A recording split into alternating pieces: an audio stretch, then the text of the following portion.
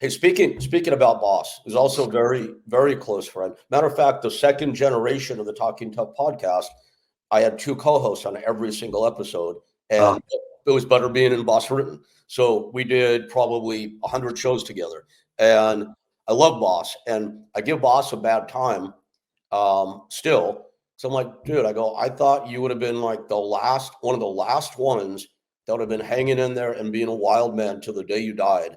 And he's not anymore. He's like such a good, no. he's such a good, straight and narrow family man. Yeah.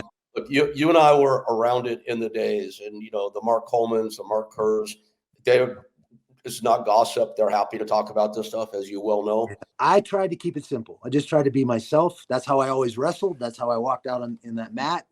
And the same thing with fighting. And I had friends that were creating these personas. And Tito certainly comes to mind because I've had this conversation with Tito, and Tito and I have become pretty good friends. Same, I'm friends with Chuck as well. I mean, that's the beauty of this sport. Yeah, we punch each other in the face. This is what we do. But at the end of the day, I like those guys. I get along with those guys. Absolutely. Coleman, Kerr, Boss. Those are, I never fought. I wrestled Coleman and Kerr. I never fought Boss. I was supposed to fight him at one point. Brock Lesnar. Camaraderie. Yeah, Lesnar.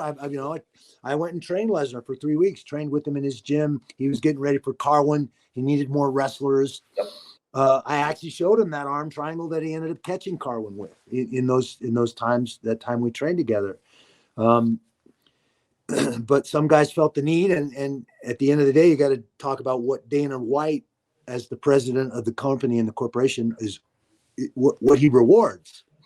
He rewards guys that act that way, that create these personas, that do publicity stunts and talk all this crazy smack and do all this stuff. So of course, guys, show business. End of the day, Tito sees that, and Dana represented Chuck and Tito back in those days as their manager too. So he sees that, and he's one of the first that created that persona and used that to market himself, to create heat, as Dana called it, for fights, because he was going to talk trash and kind of try to get under your skin, make you angry, do all those things to make you think about anything but how to go out and technically beat him. Sure. That's a smart strategy. Psychological warfare. That's exactly what it is. So